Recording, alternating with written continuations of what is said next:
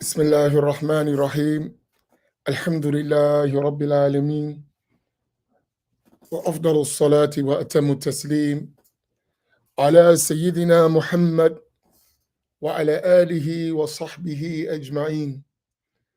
اللهم علمنا ما ينفعنا وانفعنا بما علمتنا وزدنا علما. اللهم لا سهل إلا ما جعلته سهلا وأنت تجعل الحزن إذا شئت سهلا. سبحانك لا علم لنا إلا ما علمتنا. اللهم علمنا الله أكبر. Where's my mind? اللهم علمنا ما ينفعنا وانفعنا بما علمتنا وزدنا علما. أسأل الله تبارك وتعالى أن يجعل نياتنا خالصة لوجهه الكريم. السلام عليكم ورحمة الله تعالى وبركاته.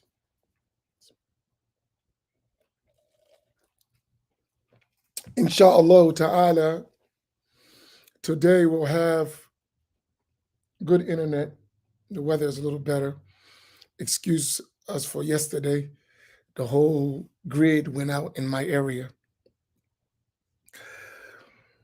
But I was talking about yesterday, and I'm going to take some time this morning to continue with some of the things I was talking about. And it was from the Black Imam's Roundtable. And there is this concept of, can't we all just get along within Islam as an overall way of life, Islam? And you have this movement that was developed to contradict Islam in the name of Islam. Let me repeat that. You have a movement that has become very strong to contradict Islam from within Islam. And the attitude of, can't we all just get along, is one of the means of doing it.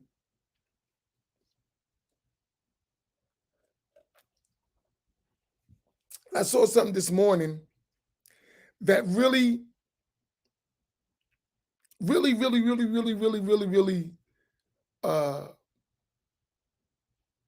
brought this home to me. And I'm gonna make an analogy so you can see what I'm talking about. And if I get canceled, so what? Follow me wherever you find me. Doesn't matter to me, right?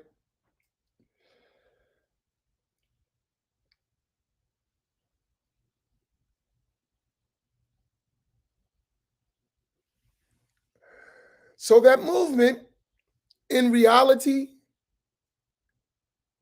in our recent last few centuries, came from the Wahhabi movement. So that title was Addicted to Wahhabism. The Wahhabi movement and its offshoots are designed to destroy Islam from within. I'm going to repeat that. The Wahhabi movement and all of its offshoots, all of its branches, all of its subsidiaries are designed to destroy Islam from within. I'm affirmative about that. I believe it with every ounce of blood in my body. I believe that sincerely, that the Wahhabi movement, all of its offshoots, all of its branches, all of its subsidiaries, all of its sister organizations are designed to destroy Islam from within. I have no doubt about it. With that being said, so that means the Wahhabi and the default Wahhabi are serving the same purpose, to destroy Islam from within. We know the Wahhabis, the card-carrying member. I am Wahhabi. And they do exist, though they may change their names in different forms, but they exist, right? And then you have the default Wahhabi, who is a Wahhabi in their mind and in their belief and in their practice, but they don't realize that's Wahhabism. So you have two elements. So that's a subsidiary, a branch, a sister organization of Wahhabism, default Wahhabism. I'm a Wahhabi, I just don't know it. I don't realize I'm a Wahhabi. I actually think I'm practicing correct Islam. But I am a Wahhabi, I just don't know it. And those default Wahhabis are supporting the Wahhabi agenda and pushing the Wahhabi agenda and strengthening the Wahhabi agenda. So the card-carrying Wahhabi now becomes the authority of Islam by the support of the default Wahhabi. So what happens is you're not only challenged as a Sunni, as Ahl Sunnah, to explain and clarify the misguidances of the Wahhabi people and the Wahhabi movement and all of its branches, but you also, by default, will be challenging default Wahhabism at the same time. Is this part clear to everyone where I'm going with this? I want to make sure you're following me.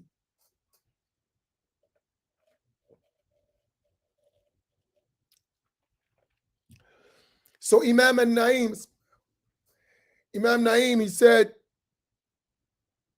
we must treat it like a disease. And if you fight a disease, you must also take care of everything that occurs as a result of the disease. So you have one disease and it can lead to other ailments. If you treat the disease and you just get rid of the disease, but the ailments are still there, it may come back in another form. So I was thinking about, some of you may not have seen, but on the round table, if you go back, those on Facebook, I think I did put his thing up once. There was a person who was on YouTube. He could have been default Wahhabi or pure Wahhabi. In fact, he sounded like an unlearned pure Wahhabi. And that person was firing away the whole round table. So you might have heard me address him. And I actually put the link out and said, come on. He said, I remember, he said, I want to talk. I said, no problem, come talk here. Only you, Link, don't bring nobody, just you. And he didn't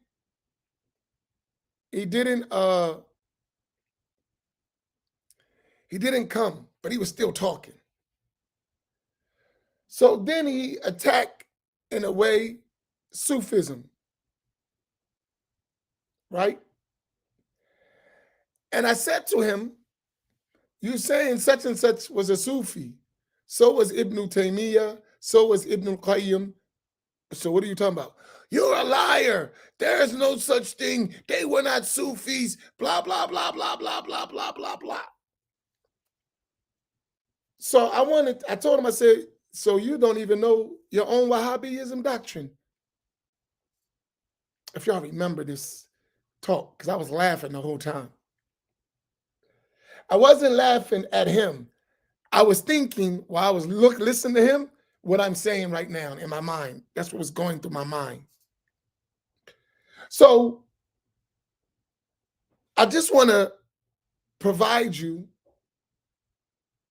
an evidence. Ibn Taymiyyah, who is where, as Imam Naim put it, he said, Ibn Taymiyyah is where Muhammad ibn Abdul Wahhab, and Imam Fahim explained it as well, got his ideas from. He was fanatical about that. And that was the beginning of his going to misguidance. But he didn't follow Ibn Taymiyyah in a lot of things. He followed him in some things that were things of misguidance as well. So I explained to the brother, I said, Ibn Taymiyyah was not against Sufism. Ibn Taymiyyah was against what he considered excesses in the name of Sufism. I want y'all to put that up. This person, Ibn Taymiyyah, who had a lot of issues in creed and practice. And fairness is always important. So I tell him he was not against Sufism itself. He was opposed to excesses in Sufism. There's a difference. What he considered excesses, whether they are excesses or not, he considered them to be excesses, and he was against that, not tasawwuf. So he called me a liar and said I was making it up. So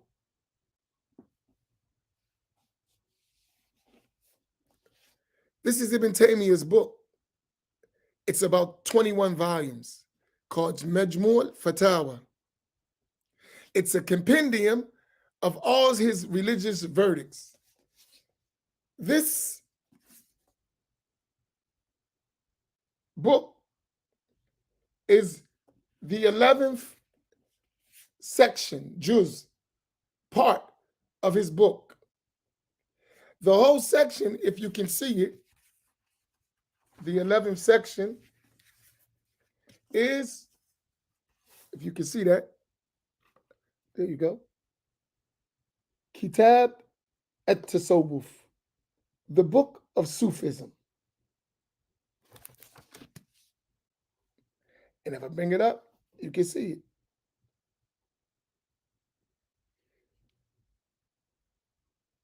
Kitab at-Tasawwuf. And in this book,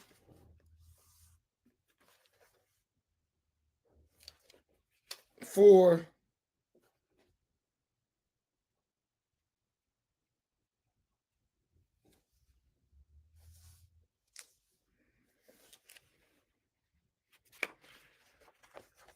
$300 and some odd pages is all about at-Tasawwuf, the different types of Sufis, the ones he considered righteous, the ones he considered corrupt, and the whole issue of Tasawwuf. So if that brother happened to be listening, go read this book. It is by Ibn Taymiyyah. And he talked about at-Tasawwuf. And then you should come back and say, I was mistaken, I was wrong. Before that, the chapter before that is all about the knowledge of as-suluk ilallah, which is the book of Ilm as-Suluk, which is the 10th section of this book. And in this book, he talks about all of the states of the Sufis and all of the characteristics of Al-Maqamat and Al-Ahwal, stations and states, which he says, وَهِيَ مِنْ عُصُولِ الْإِيمَانِ وَقَوَائِدُ الدِّينِ. They are among the foundations of faith and the principles of the religion, such as love of Allah and His Messenger, relying on Allah, sincerity in the religion, gratitude to Allah, being patient with Allah's ruling, fearing Allah, hoping for Allah, and everything that follows that. It's Ibn Taymiyyah. It's the same thing that the people of Tasawwuf, and he was among them, followed.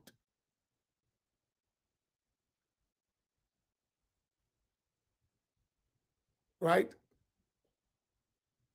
So here's my thing is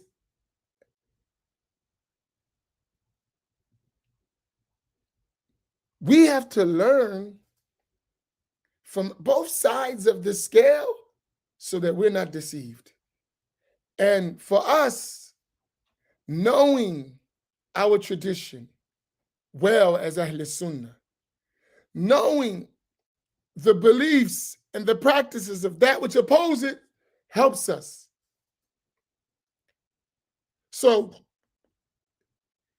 here's this person who's been influenced by the Wahhabi doctrine, and it's changed its name to Salafi and its branches,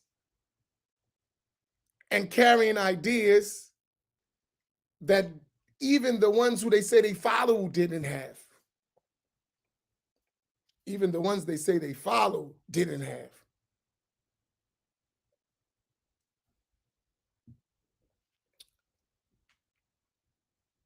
And this was one version. There is another version by another publishing company, just to say the same book is printed by other companies. This is Daro Ibn Hazm of his Majmu'at Fatawa, Kitab al-Tasawwuf.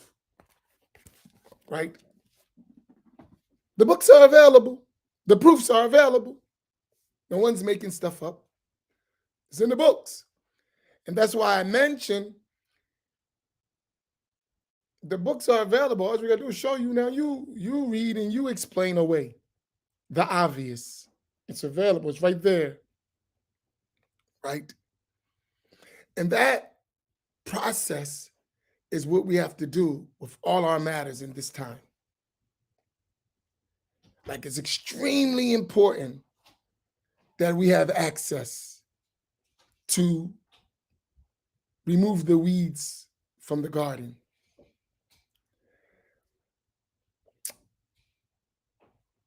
My point beyond that, I just wanted to show you that point, right? That all the stuff that we're talking about is clearly written in our tradition. It's clearly elucidated in our tradition of Ahl Sunnati wal Jama'ah. And these principles have been since the time of the Prophet ﷺ until they were codified with the great Imams in the various sciences, all the way down to our day with an unbroken chain of narration. No one who learns our tradition will be deceived by someone who contradicts it. With that being said, it becomes important for us to actually know our tradition, especially when we're under attack within our tradition by way of things that are not a part of our tradition. So now they all say, we all Muslim. They went to the extent to say we're Ahl Sunnah. And the Sunni, who's Ahl Sunnah, who doesn't know Ahl Sunnah, begins to include those Wahhabis as Ahl Sunnah with their beliefs and practices and ideas that contradict is Ahl Sunnah. So then by the mass propaganda of the Wahhabis and their advertisement and their teachers and their resources and their oil money, the Sunni now becomes a Wahhabi and don't even know it. The Sunni, who was originally a Sunni, with this intermingling, with this mixing of ideas, becomes a default Wahhabi, known as a Sunni. And then our whole tradition becomes a Wahhabi tradition. Boom! But it happens slowly but surely over time. To mostly person says, I'm Sunni, but he's a Wahhabi, and he doesn't even know it. That's a default Wahhabi. And most of our people, my beloved brothers and sisters, are default Wahhabis, and they don't know it. It became Muslim. When you say Muslim, most likely you're talking about default Wahhabism. What is default Wahhabism? Followers of the Wahhabi doctrine and ideas and beliefs and practices, or portions of them, and don't realize that's what you're doing. Because the Sunni doctrine is not being explained clearly and properly. And that's a battle, an ongoing jihadul bayan. I want you to take this word.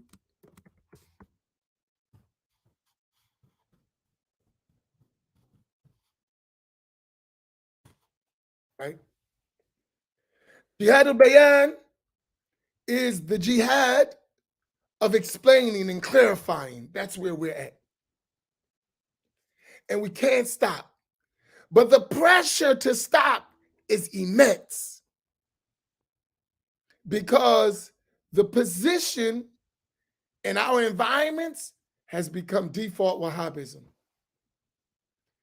It's become stronger than Wahhabism itself. Because the default Wahhabi will say, I'm not a Wahhabi, but I carry the Wahhabi's doctrine. They don't know it. I think like a Wahhabi. I read Wahhabi books. I go to the Wahhabi Masjid. My Imam's a Wahhabi. Everyone around me is following Wahhabi stuff.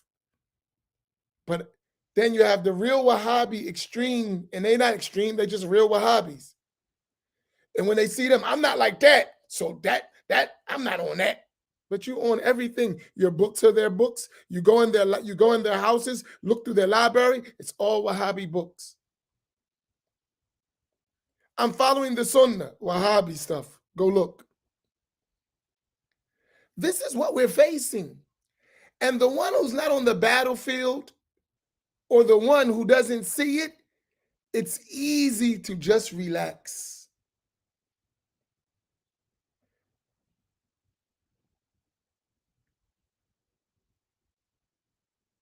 It's easy to just relax. But if you look at myself, Imams like myself, like Imam Fahim, Imam Naeem, and Imams like us who are real Sunnis, we're on the front lines of fighting this stuff, on the front lines. And every single day, we're always, if we close our eyes, our masjids will become default Wahhabi centers first, and then after that, with no one to protect the gate, it will become a Wahhabi center. And it will happen overnight if you are not a strong gatekeeper. Overnight. Because unfortunately, so many of us have been overwhelmed by this Wahhabi propaganda that we think it's Islam.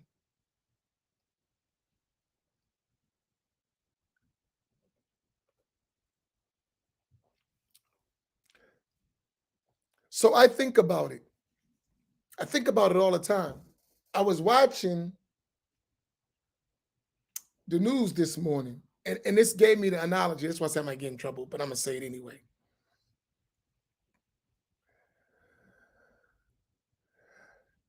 They gave the World Cup, I guess that's the World Cup or something, to Qatar. It's an Arab country in the Gulf. So they're hosting the World Cup. They're supposed to be Muslims, right?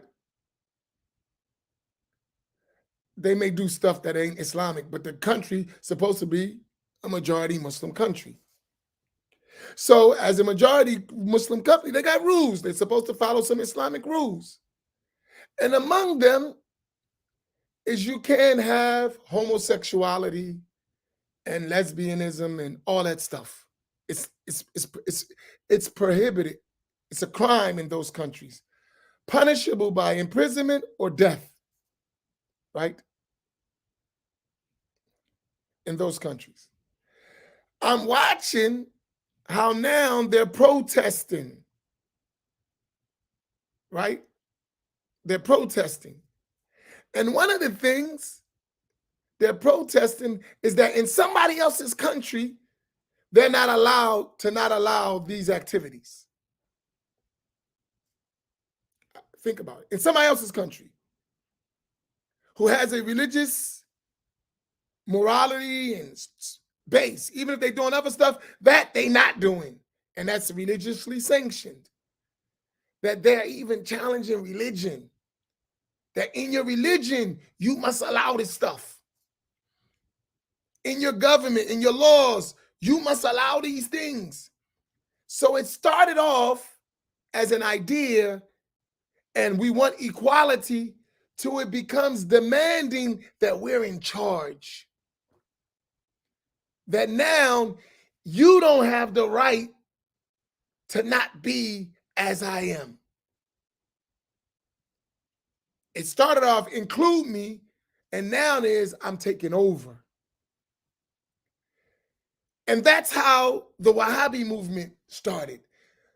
We different, we got our own stuff, but include us in Ahl Sunnah. And then some unsuspecting Sunnis did that, and now Sunni became Wahhabi.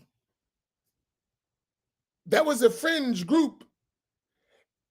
In the time of Muhammad ibn Abdul Wahhab, go all around the Muslim world, they were known as Wahhabis. In every place, they got that oil money, people started accepting them. Oh, we all Muslim, boom, boom, boom, boom, boom. And now the whole country is influenced by Wahhabi ideas, default Wahhabi, all around the world.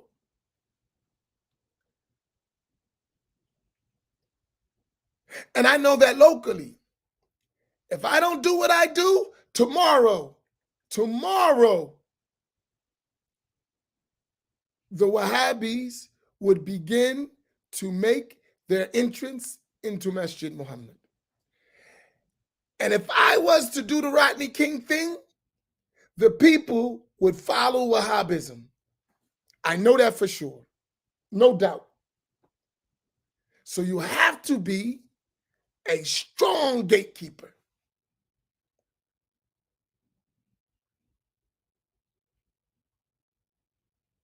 They will flood your masjid with books. They will flood it with all kinds of speakers. They will support it. They will give you money. But the cost would be y'all would become default Wahhabi. I know that. I realize that. So as a Sunni, it is obligatory to explain, clarify, and defend the creed of Ahl Sunnati wal Jama'ah. So when you hear us the way we are, is a reason. And most of you know it from listening to us. A lot of your imams are default Wahhabi or Wahhabi sympathizers, which allow it go. You know it. You see it. You're not blind. You're not stupid. You realize, but now you're affected with the emotional part. And I understand that's a rough one. Emotionally, I've been following this, and now even my imam is on this stuff. But I love my imam. He's a good dude. Yeah, he's a good dude. But he fell for the banana in the tailpipe.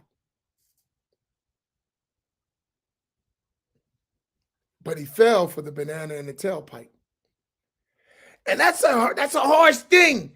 But, and you can't explain to him, he knows. But can't we all just get along? I understand this problem. So there always must be someone. I'm not saying go to extremes. I'm not saying don't be patient. I'm not saying don't work with people. I'm not saying all that. What I'm saying is remain firm and clear. What is the path of Ahl Sunnati wal Jama'ah?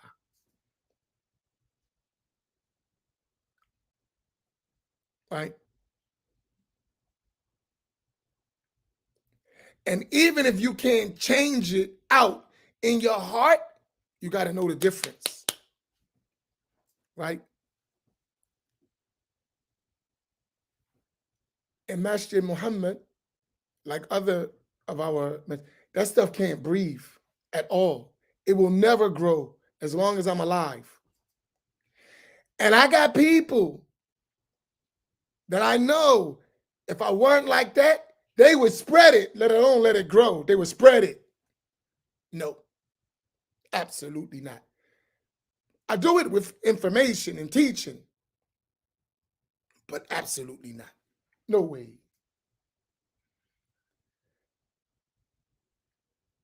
Right?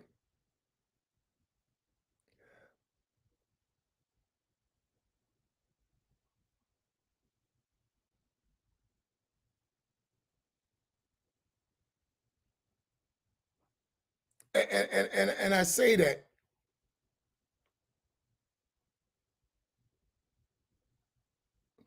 because there are not many, very few. I have my saying about it. Everyone loved Malcolm until they got to become Malcolm. That's one of my own favorite sayings. Everyone loves Malcolm X, Al-Hajj Malik Shabazz, until they got to become him. He was a true fighter.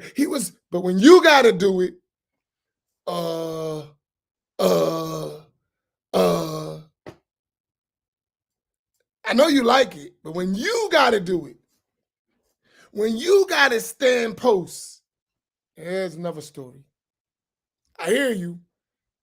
It's all the excuses in the world when you got to stand for the truth. You got to sacrifice for the truth. You got to give your wealth. You got to give your energy. You got to give your health.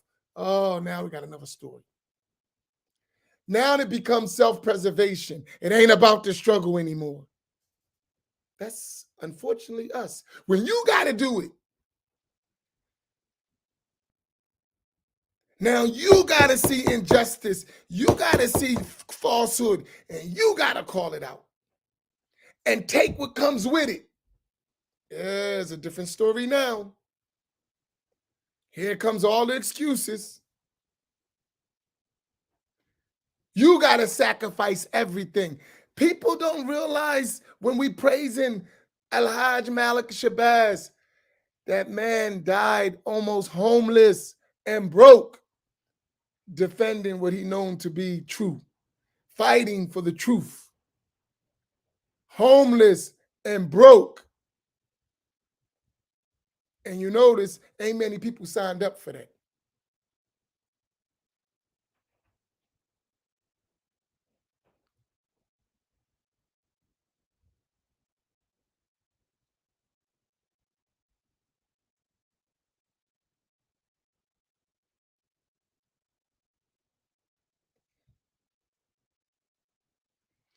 So my thing is, I mention this because it's like an encouragement to all of us. We're at war, not a physical war, not fighting. It's the war of clarification and explaining. And we can't slacken that, right? We got to be wise. We have to be compassionate. We have to have empathy, all that. But at the same time, we can't stop. At the same time. Because what will happen, you think you're getting along. You think like we be tight. And next thing they know, they're going to be teaching Wahhabism in your place. They're going to be spreading Wahhabism to your children. It starts slowly. I'll tell you a story quickly. I remember one Wahhabi person, he wanted to teach Arabic. And the people came to me, we ain't learning. They knew he was a Wahhabi. They said, we're just learning Arabic. We just want to include, all he's going to teach is Arabic. I said, that's a bad idea. Don't do that. He's Wahhabi. Be careful. I just want to learn Arabic. He's Wahhabi. Be careful. They didn't listen. They go learn Arabic. They were learning the alphabet. Alif, ba, ta, tha, right? In their books, they built the alphabet. Alif, ba, ta, fa, ta, dom, As they start putting words together, reading, they got a little book they put together. What's in the book to help them learn Arabic?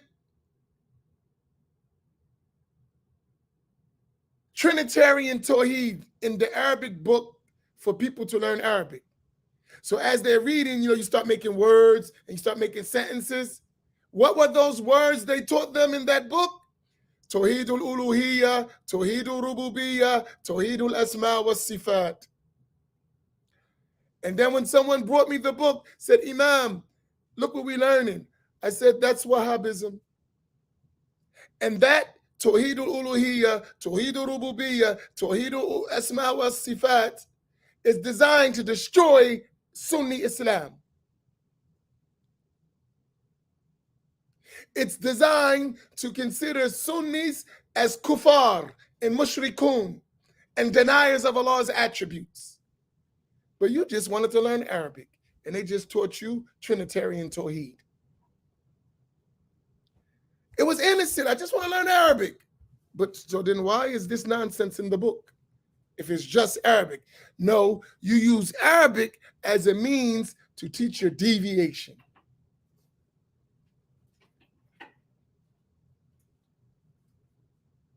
It is what it is. It is what it is. You use Arabic to teach things that contradict all of Ahl Sunnati wal Jama'ah.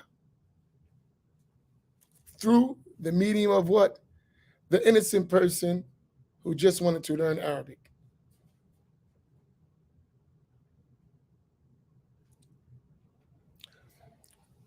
So through your Arabic, you became a default Wahhabi. Through learning the alphabet.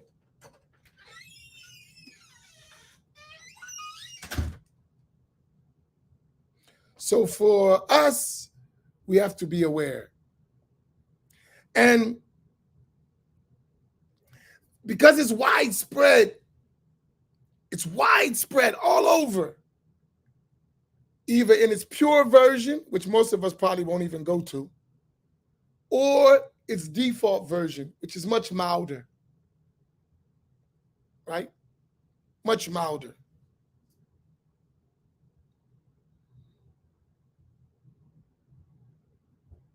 Much milder.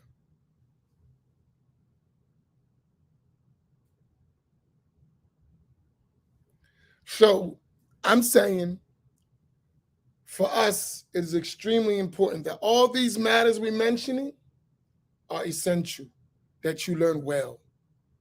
Because when you learn them well, you'll be able to identify.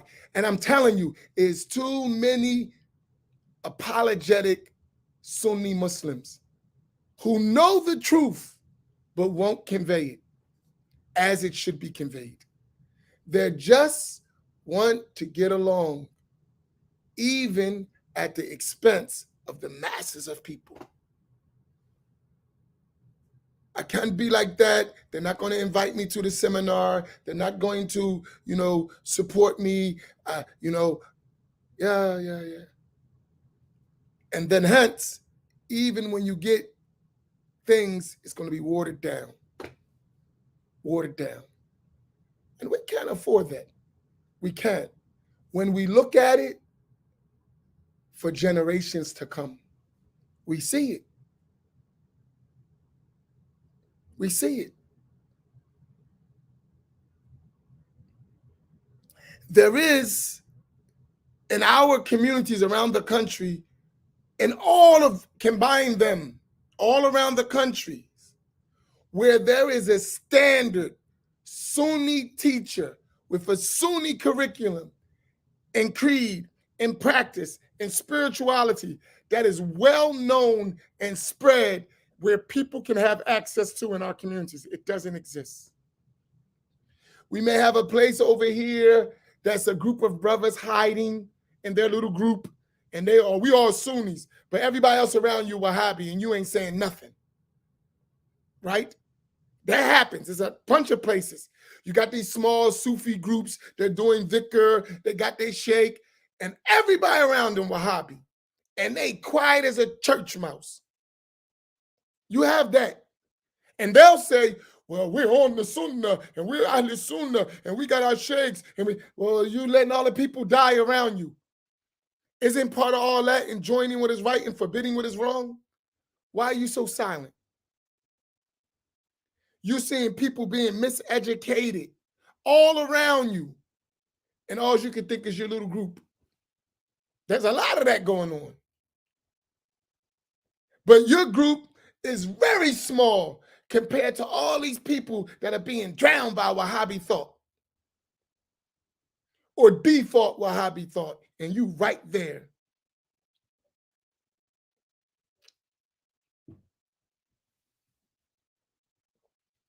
And listen, that's just the strongest error of deviation in our environments. I'm talking about in the Black community. That's our biggest problem. In our communities, that's our biggest problem. Some other places may got different issues that we don't have. So each place has to deal with its issue. That's our issue. Maybe in the suburbs, they got to worry about atheism because they're on college campuses and all that. That's not, we on the ground, our clear and present danger is Wahhabism and default Wahhabism. That's what we deal with.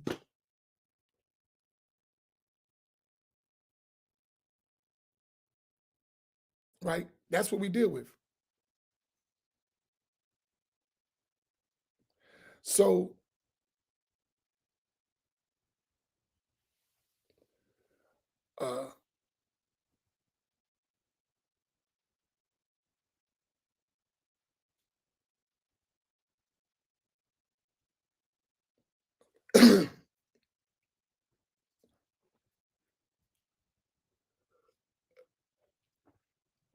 all right, so may Allah make you ease for you, Isa. I'm mentioning that because I was thinking about this when I was watching that thing, and from that, and listen, we got to be clear. We've been for years affected by default Wahhabism, and we just don't know it, right? And there are multiple ways to combat misguidance. But some people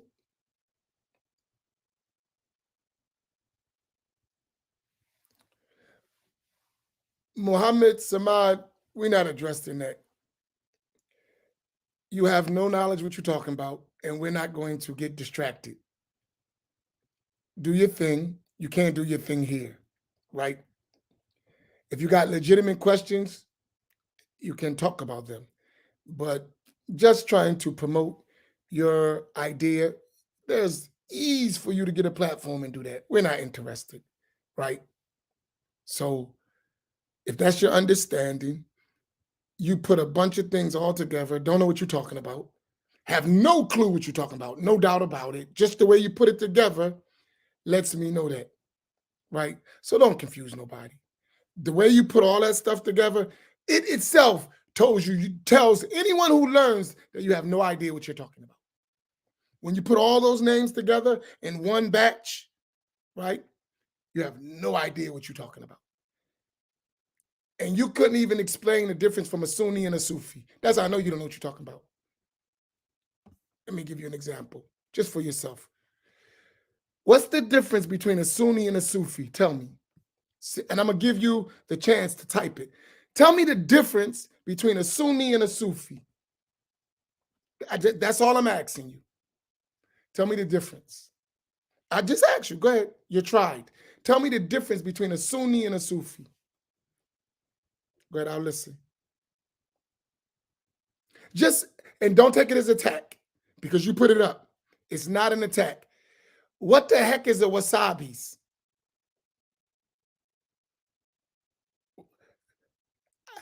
I don't even know what you're talking about. What are you talking about? Just not an argument, seriously. Please explain to me, what the heck are you talking about? It sounds, it don't even sound impressive. I'm like, what is he talking about? I have no idea what you're talking about. So just do the first part. You put Sunni, Sufi. Tell me the difference between the two. In your mind, I just want to know what you're talking about. And excuse me if I seem kind of pushing you. I don't mean that, because you type in, but what are you talking about? So at least I can understand you. You're way personal. Huh? Sunni means you're way personal. What the heck is that? Okay, welcome.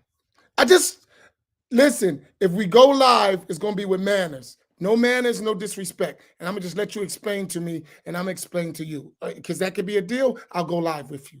I'll stop and go live with you. Because maybe I can help you, or you can help me. We're not going to disrespect each other. We're going to have a clear talk. You down? We at the end. I don't mind engaging you. That's the rules, though. We're not going to disrespect each other. We're not going to overtalk each other. We're going to try to understand each other because we're brothers. Is that a deal? Is that agreement? I'll welcome you. I'll bring you on right now. We're not going to argue. We're not going to debate. We're not going to name call. We're just going to understand each other. Is it a deal? You're welcome. No name calling, no arguing, no disrespecting. We're just going to have a conversation to understand what we're trying to say. We assume because we can't communicate, we're confused. So there's no disrespect. Okay, I'm going to give it to you. Only you. And you don't have to show your face if you don't want. I'll give it to you. Let's go. I'll give you the opportunity. Right? There you go, Muhammad Samad. Here's the link. Join in. I'll let you in. Make sure you're properly, if you don't want to show yourself, you don't have to. You don't have to show your picture. Right? I'm going to let you talk. But we got rules. We're not going to disrespect each other. We're not going to scream and holler. We're not going to overtalk. We're just going to understand one another. And let's see if we can help each other. Right? I'm with it. So I'll wait for you. Come on.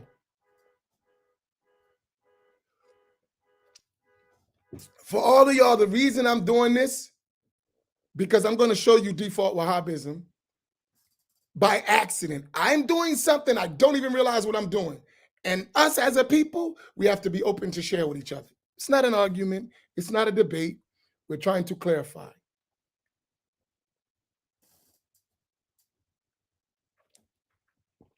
Because people read these comments and get confused. And then they following. I would not even listen to them, tell the truth, the comments. But, mashallah, let's try to work it out.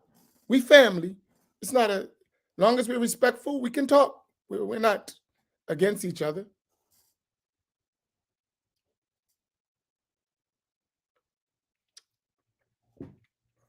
And this way, we also behave ourselves.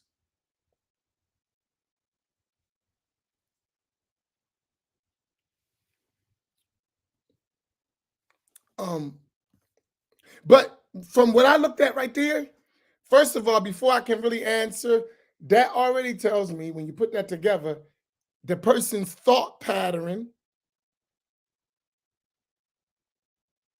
right, is not clear. So you should have the opportunity to clear, because he's typing. You don't know what he means. He might be trying to say Wahhabis, and that could be a typo, right? So wasabis, whatever that is, he might be trying to say Wahhabi, but he may not know what a Wahhabi is, right? Akmafis, I don't know what that is, but he may know what it is, and he might be trying to say Ahmadis, and it may be a typing error. Salahuddin, maybe he means Salafis. I don't know what he means. So you give him the opportunity to clarify himself.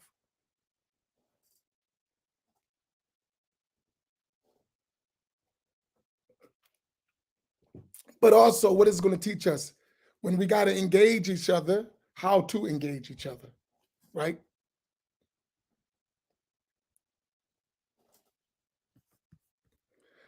All right. But let us, inshallah, read. Let's take a couple minutes to read where we at. Okay. Go ahead. Bismillah al-Fatiha. Ila Ruh al-Imam al-Nawawi, rahimahullah ta'ala. It'll be after if he comes. He didn't come yet. Let's read it quickly if we can get a little bit in. I'm sorry for the over point. Bismillah ar-Rahman ar-Rahim. We're on page 117. Alhamdulillahi Rabbil Alameen. Wassalatu wassalamu ala Rasulillah. The author, may Allah Ta'ala have mercy on him, said, following an Imam without knowing his evidence. Taqleed. Allah Ta'ala, Most High, says in Surah An-Nisa, if they had referred it to the Messenger, sallallahu alaihi wasallam, and to those of authority among them, then those of them whose task it is to find it out would have known the matter. Quran, Surah 4, Ayah 83.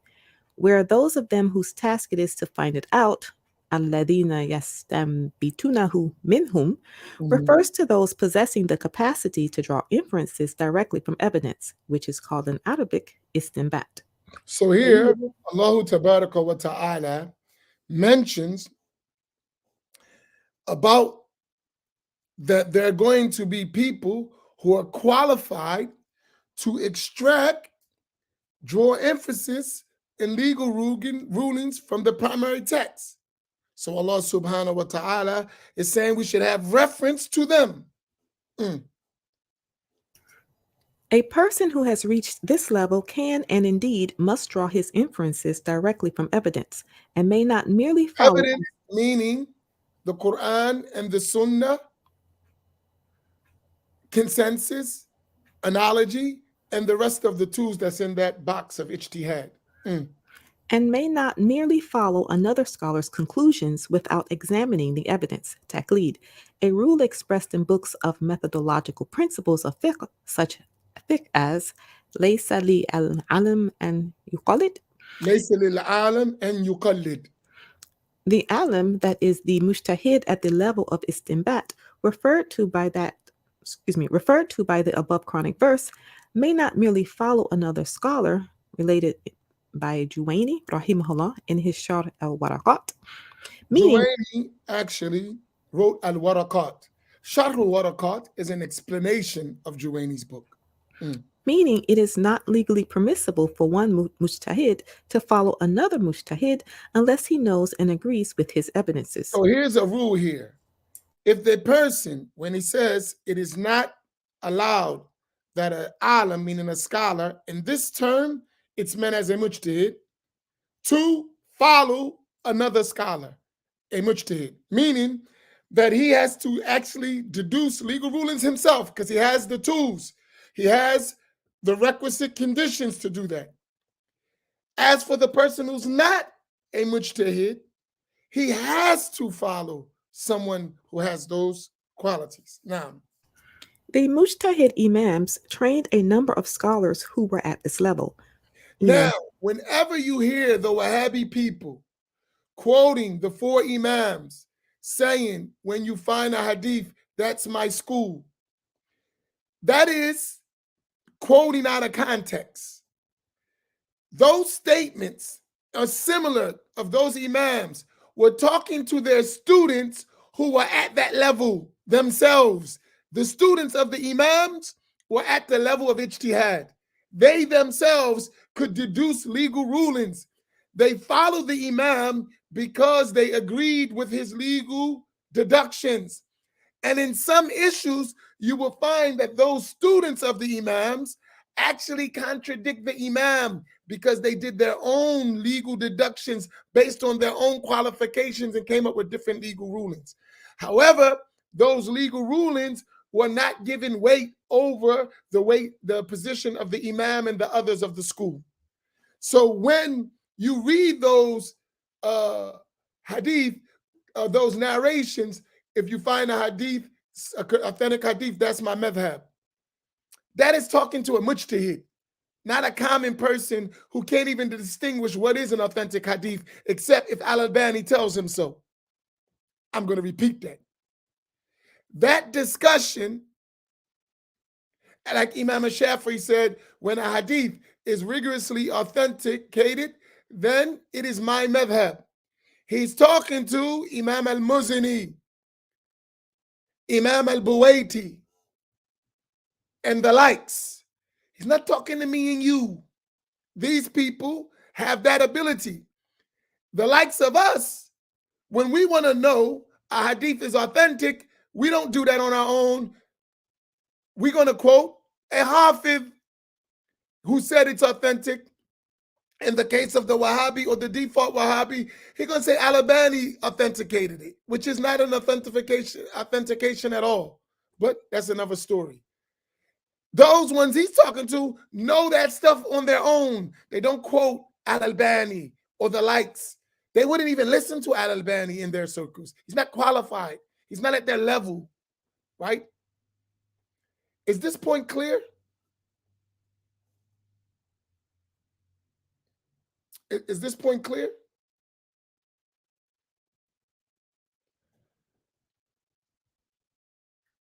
Why call you? You had the opportunity to talk to me. But I'll call you anyway. Do me a favor, Muhammad Samad.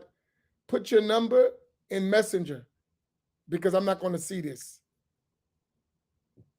Right? And I will call you. I'm a regular guy. I'll call you.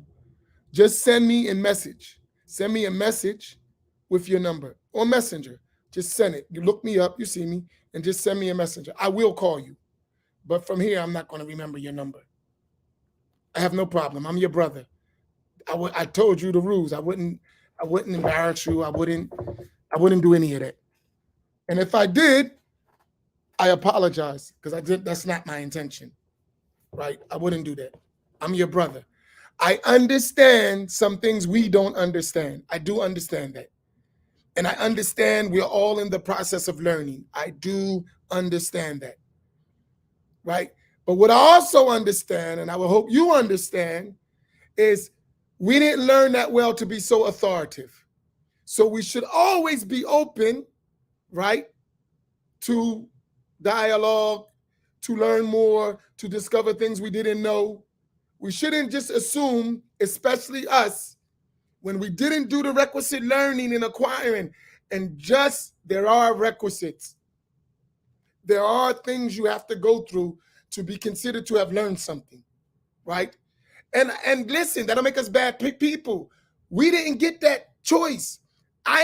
Listen, you shot stuff out. When you shot out, I already knew where you were at. From the words you said, from the things you said. I followed your stuff before I said anything. So I already know that stuff. So I already know the foundation of your understanding based on what you said, based on what you quoted. I understood certain things automatically, right? So I already knew, you already said it. So I already knew what you was going, and I already knew the error in those thoughts before you even spoke from what you put out. I understood. That's not your fault. You would have no way to distinguish that, most likely. It's not your fault. That's this default positioning, right? So, and the problem with that would have been is access. You didn't have access. So I understand. Now, I would have said to you, listen, you need to learn a little bit more before you make those affirmative statements. There's a lot of information you're not aware of. So let's share that information together. And then once you rethink it and you're not an arrogant person, certain things you're going to admit, right? You're going to admit, and then the discussion won't be the same, right? It won't look the same when no one's arrogant. And when I realize I don't know something, I'll say I don't know. When we get to that stage, no matter what I think I know, even if I'm missing a point of the conversation, there's a point I don't understand fully. Even if I understand other points, that point, I'm going to say, guess what? I don't understand that point. The other stuff I may have, but this point may be crucial for me understanding the rest of what I have. And if I'm missing this point, I may misunderstand the whole thing, even though I have a lot of information, but the point I'm missing is crucial to developing what I have. That's all of us. And we're all open to that. We're not much to hit scholars.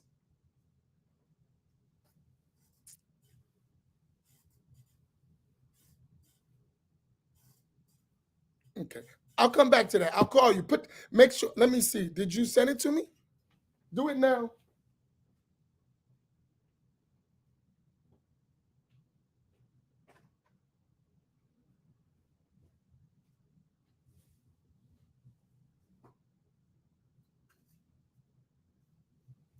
Habibi, I got my phone.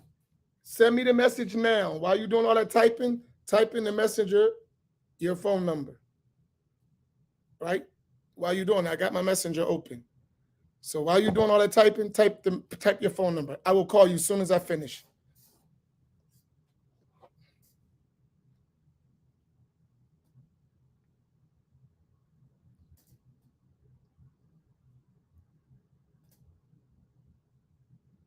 Okay. All right. So that point, and I'll get with you. But my only point, and this is everyone listening, because sometimes when we have these dialogues, it can seem like it's going wrong. From my side, I've been misguided. I've been cheated. And from that, I learned my lesson. And I didn't take that personal.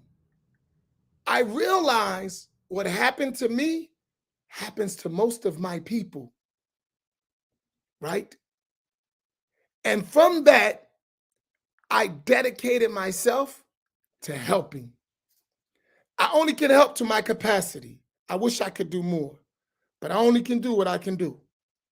But if I can wake someone up who may have equal capacity or even more, then I've helped the situation, so that the future generations and those around me won't be affected by the same thing. They're at another level. Because I know what I didn't have that was tools to help me. And when I acquired those tools, and I'm still acquiring those tools, if I didn't have it and you don't have it, you're going to get the same result. You don't have the tools to do the job. And then I went another step. I realized that some people are doing that intentionally, which is the most hurtful thing. They know, and they still let us be like they are, like we are. That hurts. They know the truth. They know as much as available to know. They know it, but they doesn't give it to us. Man, that's foul. You mean you actually know and you won't give it to us? In fact, you only give us enough so you can control us. You don't want to educate us. You want us to have enough so you can control us. Come on, that's not fair. That's wrong. The Prophet ﷺ came to teach his ummah. And he wants us to become great if we have that potential. Some of us don't have the natural capacity to do it. That's fine, but it's available. Why you got all these blocks in Islamic education for us? Why? Especially us. I travel all around the world, man. I see what other people have, and I see what's in the Black community. It hurts. It pains me. I see what's been done to us. I'm not blind. I've been all over the world. I have teachers from all over the world. I know what's being done. I'm not stupid. And I'm not no tap dancing Negro who's going to just go along with the party. I ain't doing that. Especially when I have young children and grandchildren. I can't do that. I can't. Nah. No, can't do it. Absolutely not. Can't. It's not fair. We're not going to be forever an ignorant servant class. We shouldn't accept. an ignorant servant class for the rest of the world. No, no, no, no, no, no. We actually have to learn, and we actually have to empower ourselves to lead. That's mandatory for us. For our own survival, we have to do it. And we have to be at the highest levels in the world in learning and building like everyone else. We cannot see ourselves less than anyone. And even if we don't have the tools, we have to acquire them. And we can't go the other way and just be, we are black man, but I'm ignorant. That don't work. We about us, but we ignorant. That doesn't work. We have to learn. And even if we're not capable ourselves for that leadership role, we have to prepare others. It don't have to be you. You might just be planting a seed and someone else is going to pick the fruit. But plant the seed, please. Don't say, if I'm not getting no fruit, I'm not planting no seeds. You might not get the fruit. You might not live that. I honestly don't believe I'm going to live to see it. I believe it. We're not going to see it. We may see remnants. I had a talk. Let me finish this line and I'll share this. You can leave if you want to, but I want to share something with you. I'm serious. To me, this aspect is just as important as the learning aspect, because we have to learn and then we have to do something with that knowledge. It can't be just, I'm knowledgeable. We got a knowledgeable people who ain't doing nothing but talking junk. No sacrifice, no work, just I'm knowledgeable. And that ain't enough. Now you're knowledgeable, roll up your sleeves and take some bumps. Get your shovel. You're going to take some stuff. Can't just be, I'm the sheikh. And I want to be like the guy who taught me, who ain't in my community, who ain't helping, who just letting us suffer. Our Masjid is falling the heck apart, and we giving him our money. La hawla wa la quwwata illa billah. I'm sorry, let's read this last paragraph, please. So the Mujtahid Imams trained a number of scholars like them. The Mujtahid Imams trained a number of scholars who were at this level. Imam Shafi'i had Muzani, and Imam Abu Hanifa had Abu Yusuf and Muhammad ibn al-Hasan al-Shaybani, who were both Mujtahid scholars. Imam al-Muzani, he was a Mujtahid scholar among Ashab Imam al-Shafi'i, among the companions of Imam al-Shafi'i, his students. Imam Qadi Abu Yusuf and Imam Muhammad ibn Hasan al-Shaybani were Mujtahid scholars under Imam Abu Hanifa, right? Imam Malik had Abdul Rahman ibn Qasim, right? So they had these big imams that were under them. And when you study schools, which the Wahhabis blocked out, you're going to see tabaqat, levels of Mujtahid scholars.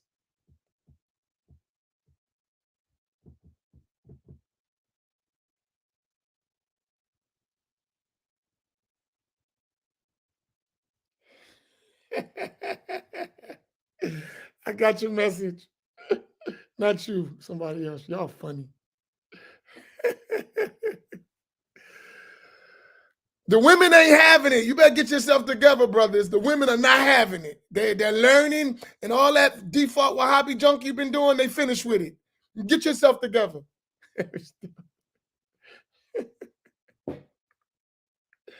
All that, I'm the imam of my house and I'm the sheikh of my house, they ain't going for that no more. They learning. Get yourself together. Sit your butt down and learn. Okay, go ahead. I'm just laughing at a message I got. All right, go ahead. It was to such students that Abu Hanifa addressed his words. It is unlawful for whoever does not know my evidence to give my position as a fatwa, related by Hamid in his Majmu' al-Rasail. And it is not lawful. Muhammad Hamid. Muhammad Hamid. Syrian scholar. It is not lawful for anyone to give our position as a fatwa until he knows where we have taken it from. Same as Muhammad Hamid. Hamid, yeah. Hamid. Hamid, I think his name is Sheikh Muhammad Hamid, Syrian scholar. Let's stop there because I want to come back and address this point. Why is it important? I want us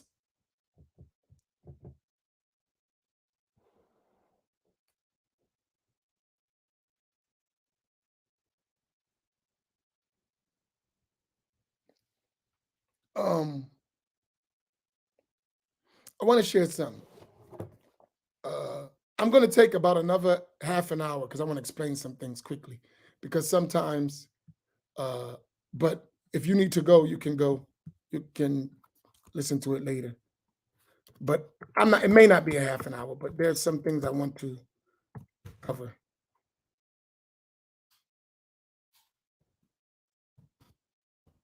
They're very important.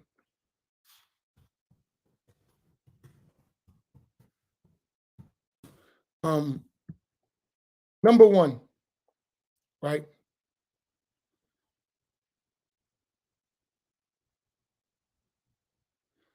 Allahumma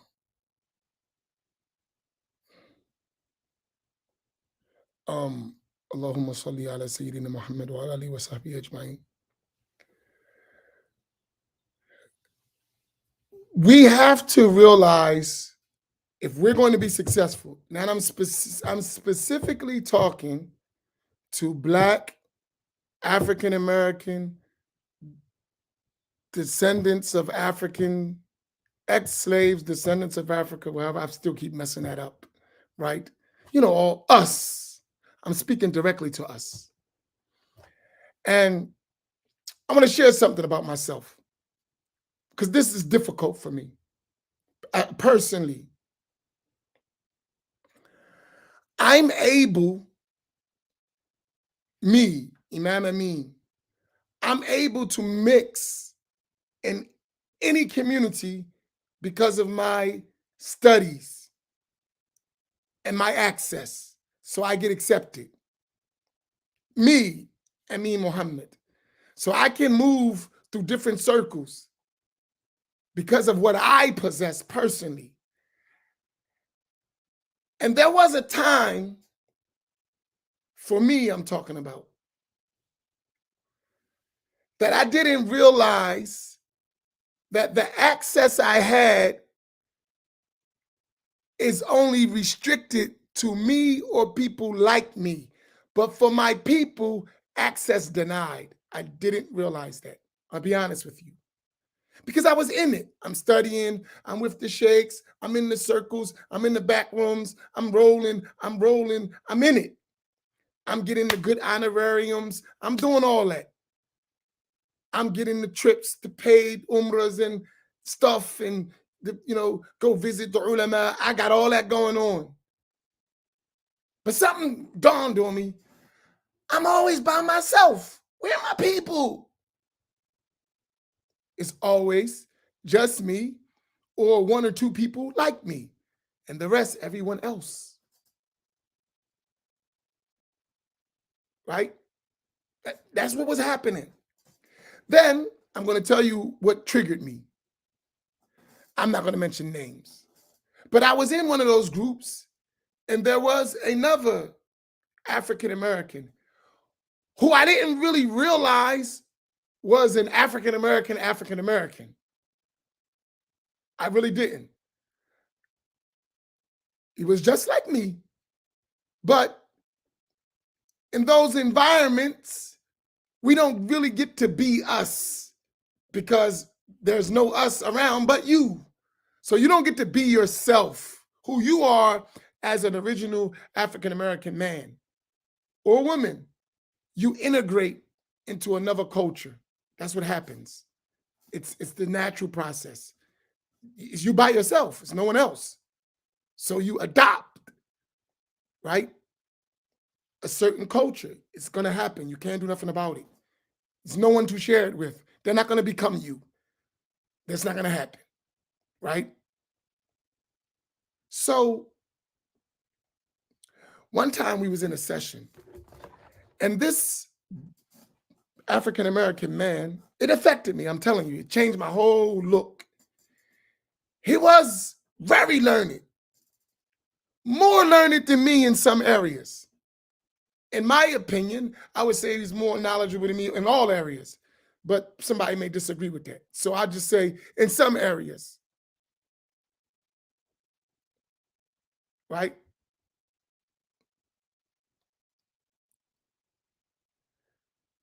And we were in some gatherings. It was happening. I just didn't realize what was happening because I'm just doing my stuff.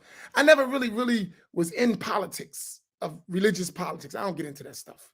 So I was watching religious politics, but I didn't realize what I was seeing because I'm just the guy, come teach, give the lessons. I get invited, take my honorarium and go back, mind my business. But I saw the politics at work. And the way they did that, brother, it disturbed me to my core. I mean, I was angry.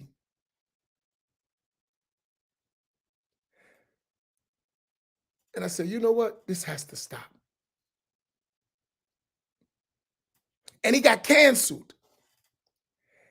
And I felt, even if it wasn't the case, I felt that I was being used to replace him. And I didn't like it. I was already there. But it was like, we can cancel him because we got a black guy. Think about that feeling. We can cancel this black guy because we got another one. That's how I felt. I'm not saying that's how they felt. I'm telling you the feeling I had as a black man sitting in that seat.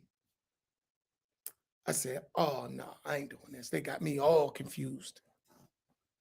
And I stopped. That's what happened. I stopped. I was like, nah, no more. I'm done. If he's done, I'm done. And I never even told him. I said, if he's done, I'm done. I didn't say it to nobody. Just in my actions, that's what I did. If you did that to him, I don't accept. I don't accept. I'm out. I never made a fuss. I never said anything. I just stepped off. And I turned away a lot of money. The bag was mine to take. I had offers all over the table, all around the world, as a token Negro next. You up? I said, nah, y'all keep y'all money. I'm out. Y'all keep y'all money. I'm out. I ain't say anything. I didn't make a fuss. I just left. I'm out. I ain't doing that. I was hurt though. And I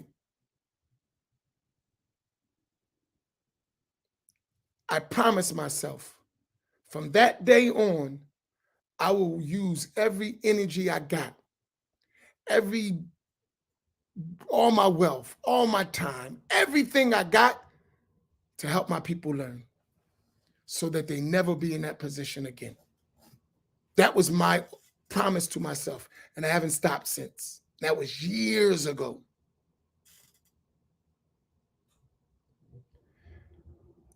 And because most of us will never have access to them circles, you can't really imagine how it is. The Islamic scene is just like the rap game and music industry, unfortunately. It's the same. One is just Islam name, but all the politics, all the nonsense is the same. Exactly the same. They cancel people. They decide who they're going to push, who they're going to fund. The same stuff. Who's going to get radio play? The same stuff. But you know who suffers the most at that? Us. Because we don't have access.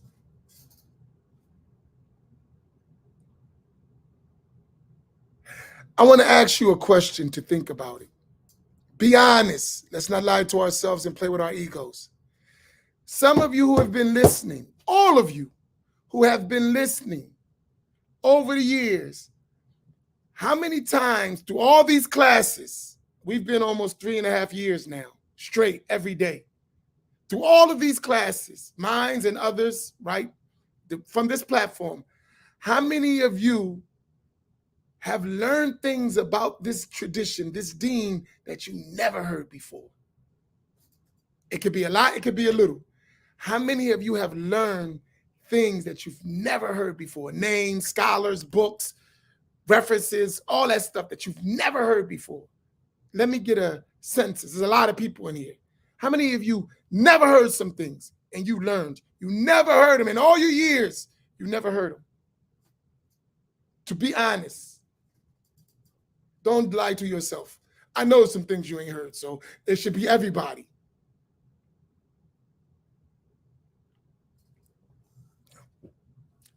Drop our egos. Let's be honest. We people, we family. Let's kick it. Right? Now, let me tell you something. I'm going to show you how bad it is.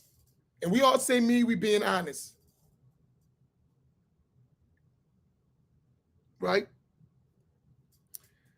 Do you know the stuff, all of the stuff we talk about? Everything, put everybody together.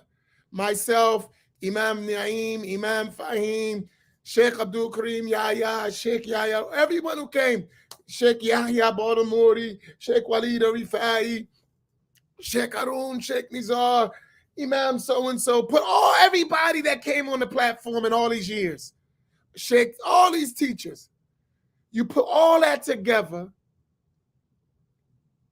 that stuff is common knowledge anyone would learn if they sat with a teacher for 5 years.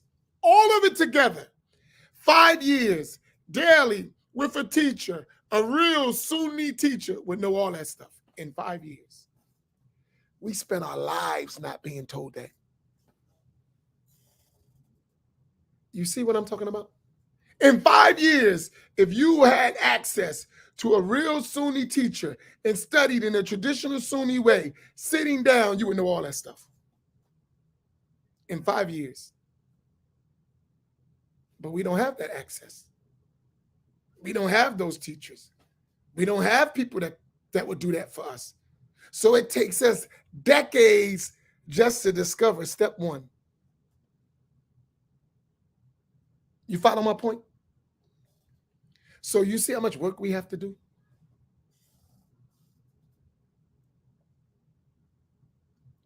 And now we have to make this commonplace in our communities. That's our job. In every state, in every city, this should be normal. You just walk in the masjid, is available. That's where we got to work too. It's normal. Just like in every state, you can find a Wahhabi or default Wahhabi masjid. In every state, in every major city, you're going to find a Wahhabi or default Wahhabi masjid. Where are the masjids of Ahl Sunnati wal Jama'ah? Where the Sunni traditional learning with an unbroken chain of narration, with the reliable books and the reliable teachers? Where are they? Especially for us. Where are they? Tell me. Show me. It's supposed to be in every place we at. Do you ever imagine going to a black city and there's no church? Do anyone you imagine that? Going to a black community in the United States and there's no church? Do you imagine that? Can you fathom that? There's a population of black people and there's no church. Can you imagine that? Can any of you imagine that? There's no church. There's a population of black people, no church. Now, how many of you can say there's a population of black Sunni Muslims and no Ahl Sunnah curriculum or instruction? How many of you can say that? There's a group of black Sunni Muslims and no traditional Ahl Sunnah learning going on. You can imagine that, can't you? We're failing if that's the case. You can imagine that. It's all over the place. You hear, that's why you hear. I don't hear you saying, no, no, Imam, here's our sheikhs, here's our teachers, and here's our Masjid, and here's where we're learning, here's our books, here's our Senate. I don't hear you saying that. I haven't heard nobody say that yet. And I've asked more than once.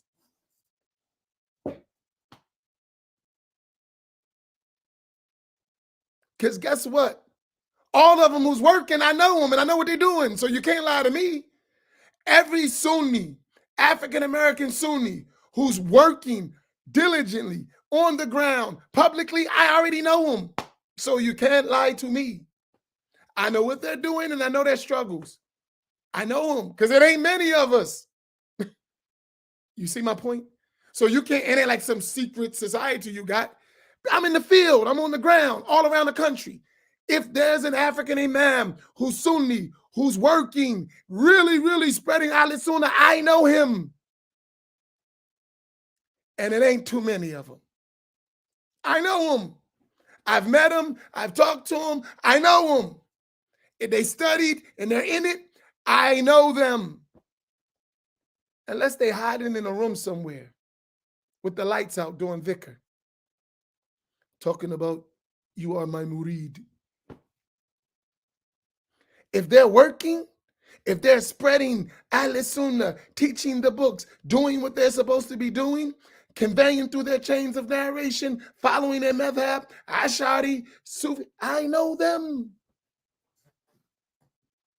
And most of them, like myself, are struggling to do this work. We're all like that letter of Malcolm X that Imam Naeem put up. All of us are in the same condition. But guess what? Our colleagues that are not Black are not going through the same stuff. I know them too. They're supported, they're funded, they have their facilities, they have their institutions, but the Black people, no. This is a problem. This is a serious problem. So even when I want to quit, sometimes I do. I just, man, I'm gonna just go chill out, relax. I did my part. Nah, you ain't did your part. Man, you gotta work till you die. Because you see the problem. So if you see the problem and you don't speak out, you are the problem. You see the problem and you refuse to speak out, you are the problem. And I realize that. I do. Trust me, I would rather, just go hang out. And I know the difference.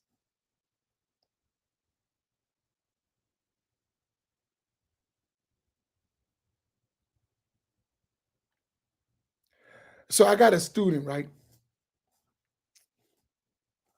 And it's student and a brother. We close. I told him, he's African American, he's studying. I said, man, you gotta stop playing.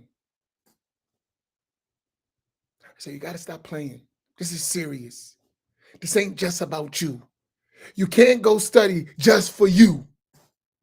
Because if you study for you, you do like everybody else. Well, I got enough for me. You got enough for you, but not for us.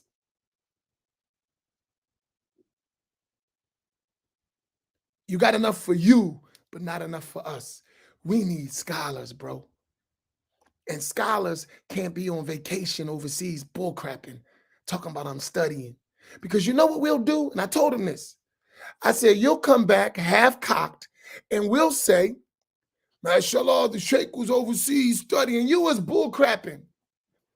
You ain't memorized nothing. You ain't preserved nothing. You changed. You don't even know them. And you come back here and we're going to put you on a stool and that's going to be the bar. And you was bullcrapping. And you know it and I know it. Can't do that. You can't do it. You have to really work. And we have to support you. You have to put it in. You have to come back a real religious authority, not a parrot. who just say, my sheikh said, but you don't understand and know nothing. Nah, that don't fly. No way.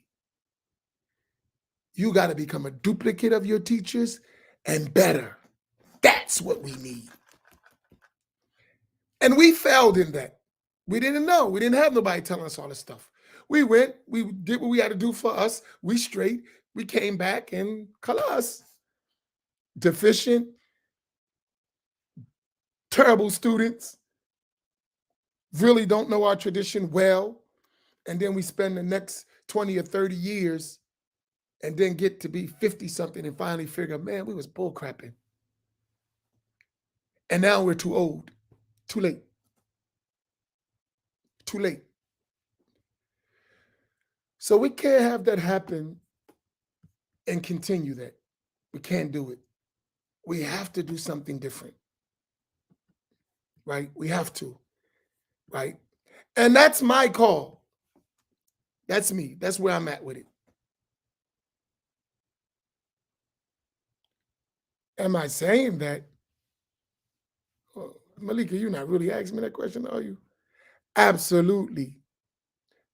Let me tell you, in my circles alone, the average non-Black Ahl-Sunnah imam, teacher, they call them sheikhs, they're getting $75,000 to $100,000 a year to do their work. Besides all the donations they get to do their programs. I'm talking about personally. That's their average personal salary. Between $75,000 to $100,000 and above. That's just for them. A house, car, all tours paid for. And then their institutions get hundreds of thousands of dollars of donations. Yes, all of them. They're my friends. I know them. I'm not going to put individuals' business out there. But all of those guys I know, and my colleagues, that's their life. All of them. All of them. And when we go speak, when we travel, it's all taken care of, all figured, and you're compensated handsomely. That's why they don't do this. Why I do this? This stuff is free. I'm not giving all my material for nothing. This is seminars. These are courses that you get for nothing. This is a course. Divided, let me see.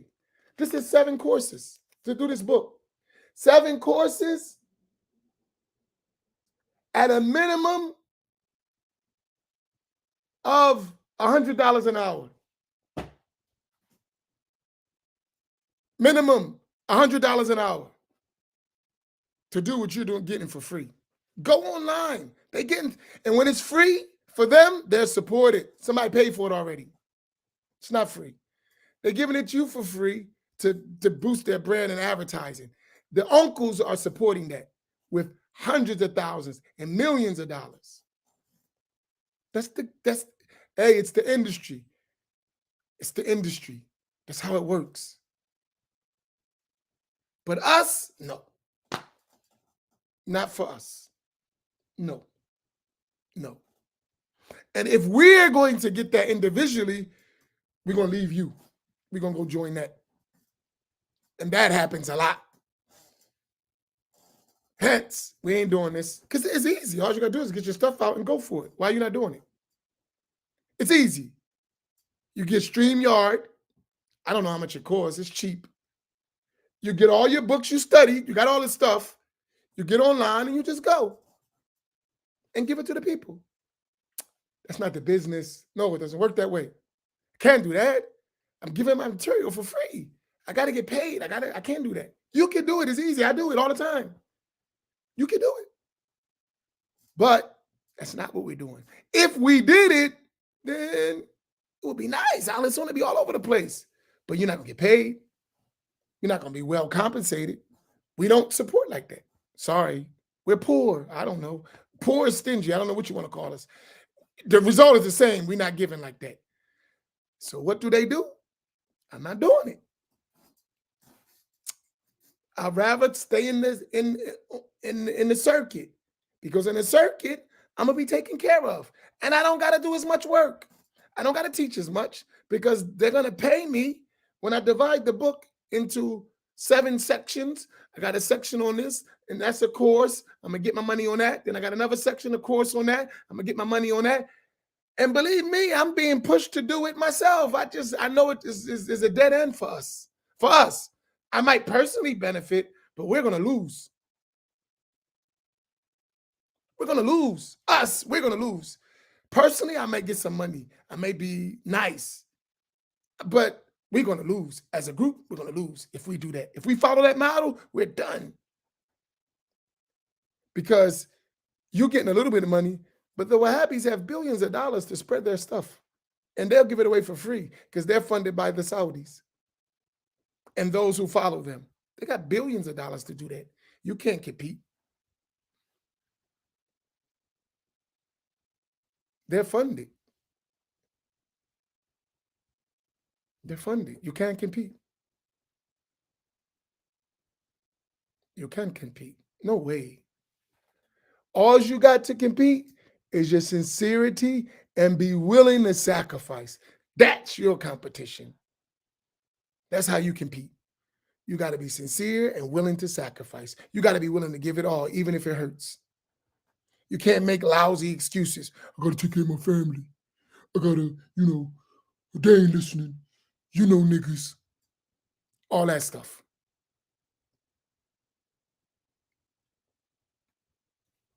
We can't do it.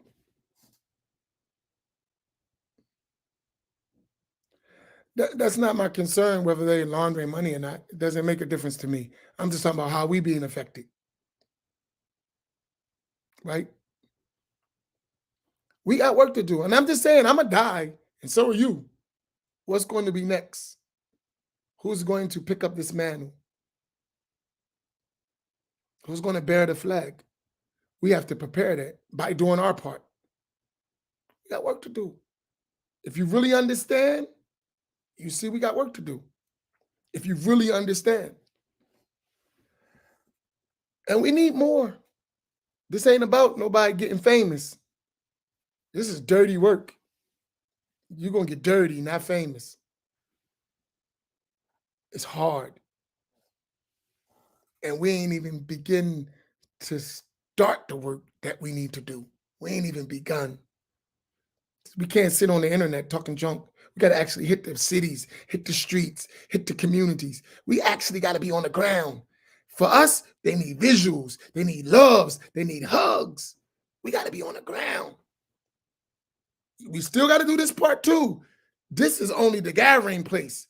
We actually got to get on the ground and make sure we're actually learning. I can't check you on the internet. But if I'm in your face and I'm there with you, I can see what you're doing. It's a big difference. And I can help you where you're struggling. I can't do it on the internet. I only can do a portion. I only can give you access. But to help you really win, I got to touch you. You got to touch me. We got to touch each other. That's the only way it's going to work. You got to really know I'm not just some guy on the internet talking junk. You got to actually physically meet me and say, Dag, he's like he is for real. He ain't serious. He's not got no game going on. This is not no hustle. Nah, he's really like that. And he mean it. That's how we got to be with each other. But if I'm just on the internet, as far as you know, I'm just full of crap, talking junk, trying to take your money because you don't know me. But if you come be with me, if you spend time with me, you will see, hey, guy's serious. And we need to all be serious, all of us, for what we have to do. And then you also realize this is a long marathon, bro. This ain't going to happen overnight.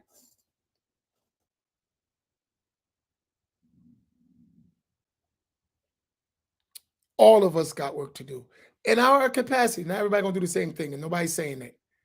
But you can do more than you're doing. I know that for sure, because I can do more than I'm doing, right? I'm positive I can do more than that. I don't even do half of what I did when I was rolling with the others groups. Number one, I can't because I wasn't financed. I'm not financed like I was financed then. Every week I was on the road. Every week. But I was pushing their agenda. Every week, all over the world. Every single week. I'm here, teaching. But that didn't come back to my neighborhood. That went to somebody else and built their stuff, and we still in the same position. I personally benefited, yes, but my people's in the same condition. Now they got seminaries and colleges and sending their people overseas, and my people still struggling, fighting Wahhabism. That stuff don't fly, man. Don't work. Sorry. Can't do it. It just doesn't work at all. It's actually heartbreaking, but it is what it is. What can we do? We got to work with what we have. You know? Mashallah, if there's any questions quickly, I know I took up a lot of your time, but I'm talking to you from my heart.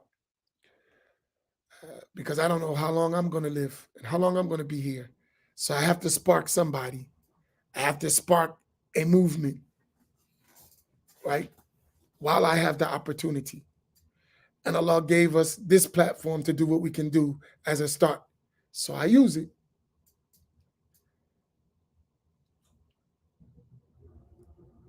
And we'll be in Miami, Florida, December 3rd. So we'll be in Miami, Florida, December 3rd. So we're doing it. And then after that, I think we're going to New Mexico in January, I believe, or somewhere else. We got a bunch of things lined up. I just don't remember. And remember, mark your calendars, January 6th, 7th, and 8th. Sheikh Samir will be at Masjid Muhammad. And all of you, I hope you would attend. We're going to do some specialized studies in hadith. Because, so December 6th, 7th, and 8th. That's Friday, Saturday, and Sunday, right? 2023.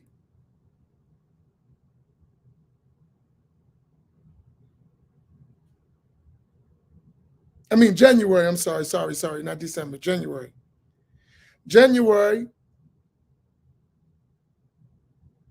What is this?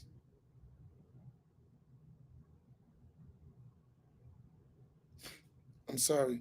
January 6th, 7th, and 8th. I'm sorry. January 2023, the 6th, 7th, and 8th. Sheikh Samir will be at Masjid Muhammad in Atlantic City.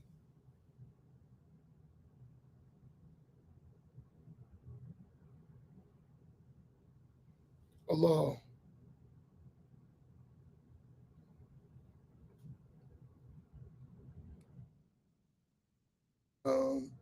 But the flyers will be out in a minute. I got to find that Miami flyer posted up next week or over the next couple of days.